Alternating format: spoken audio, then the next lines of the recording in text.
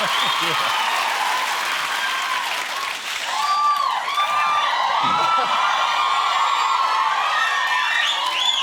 a lovely bunch of people you have. Are they? I know, they must all come from where you live, actually. Kind supporters.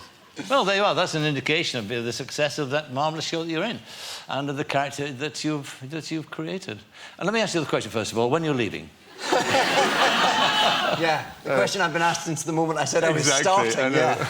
Yeah. No, it's weird. People are sort of desperate for you to leave. I suppose that's the next story, though, isn't it? Absolutely. Who'll be next? Yeah. So I keep tight-lipped on that. Of course, and quite rightly so, too. You've made it very much your own. Of course, that's a nice thing about Doctor Who. I mean, it's an iconic role. There've been many doctors, but it's a blank canvas, isn't it? It is. You start again.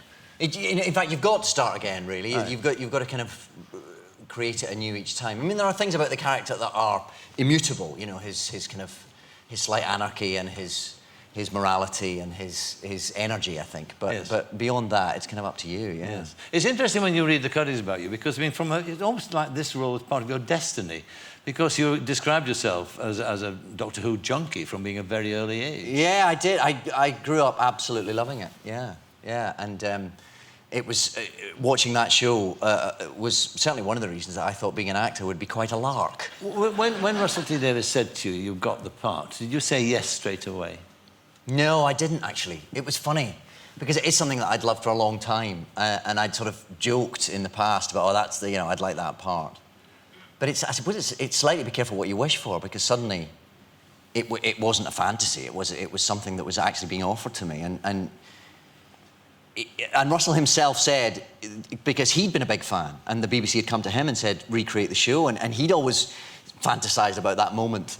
And then to be presented with it, you suddenly go, well, Jings, I've got to take this seriously. Is this really what I want to do? What if I make a mess of it? And so, no, I thought about it for a long time, and I changed my mind 3 or 4 times over about a week, 10 days. And what was the final decision? What made you do it? I literally just woke up one morning and went, oh, what are you talking about? Of course you're going to do it. I wasn't going to be the guy that watched somebody else do it. What about when you've got the part of Doctor Who and all this has happened around you? Was it really what you expected? The kind of almost hysteria? It's more than a job, yeah, certainly. It's more than another acting job. Yes. It is a bit overwhelming. You do... Well, because you go into a supermarket and your face is on a cake. Or the other day, I got sent... There are now underpants with my face on them.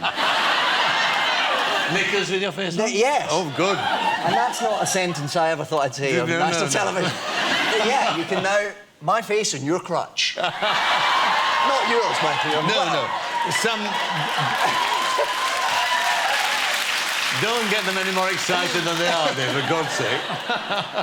And also, too, these dolls here, look. I mean... Oh, yes, hello. There's the coat there. In fact, am I right in saying you got this idea of the look of Doctor Who from watching this show, didn't you? Absolutely, yeah. This is... Yeah, well, because Billie Piper came on your show... She did.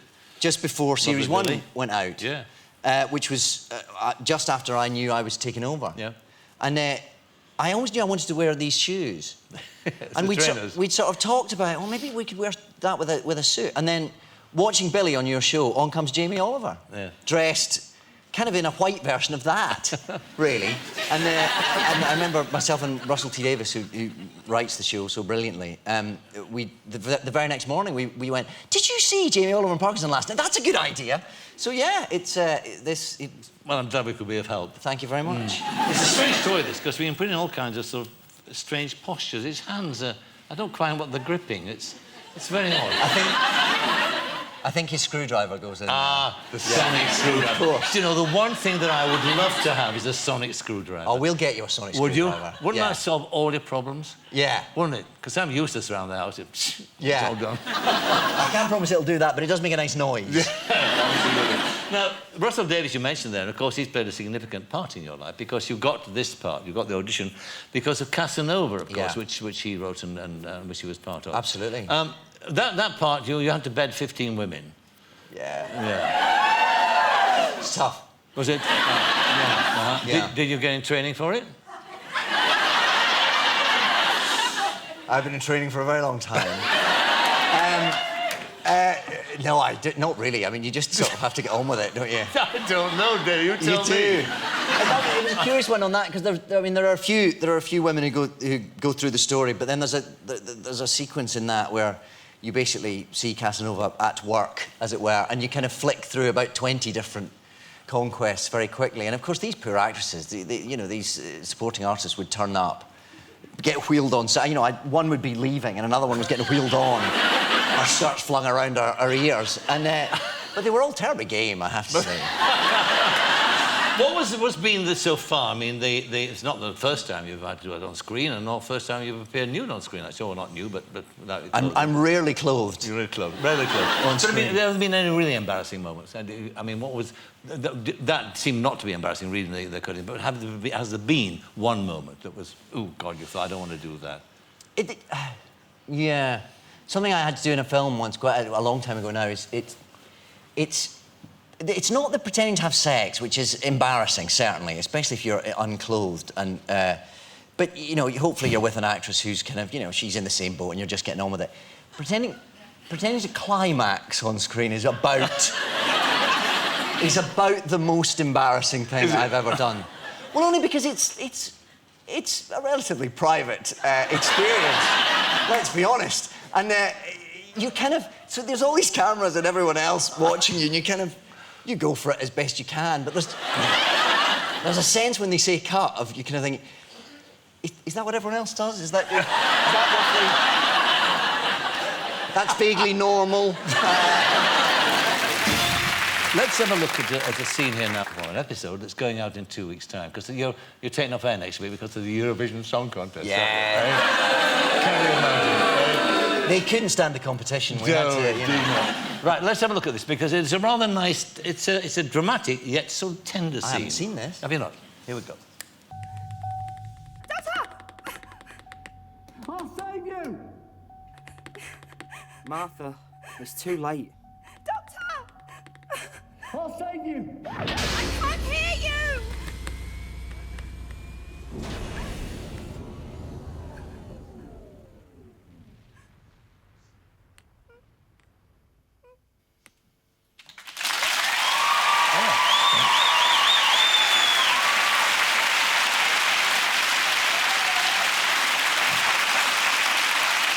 You see, that's not kids' television in that sense. I mean, it's beautifully realised, and that silence at the end. I think it's stories for everyone, isn't it? And yes. It appeals to children as much as it appeals to... It's extraordinary, the kind of... the stretch of age ranges and everything, really, that this show seems to attract. The people that come up to you in the street, it is often an old lady as a 8-year-old kid, which is lovely. Yes, yeah, that's right. And from the acting point of view, too. I mean, it gives you... It's not this one-dimensional kind at all. I mean, it's multifaceted and all those... Well, I think children, as well, are a sophisticated audience. I don't think you should... I think you've got to make proper drama for them. I think... Oh, by the way, I mean, one reads that two things. One is that the series is going to end, because it ends at Christmas time in the present run. The present run, ends in about 7 weeks' time. Oh, about 7. Then you've got a Christmas special, that's right. OK, but it ends with a big bang. Oh, yeah. See, because I watched it. There's mysteries out there, because you've got a son, haven't you, somewhere? What? Have you? Not that I know of. Didn't they drop a hint that you'd had a child or something like that? Oh, yeah, but you see, you go back to the 60s, the Doctor travelled around with his granddaughter, so it's all in there. Ah, but then, the worst one of all, the most mysterious of all, was that big head you had the other week on. Oh, yeah. You said, there is another Time Lord. Yeah. Very good impression. No, it's very good. Very good, yeah. I auditioned for that part. Yeah. I was too ugly. So, I mean, is that what? The face of Bo has told the Doctor that he's not alone in the universe. That's right.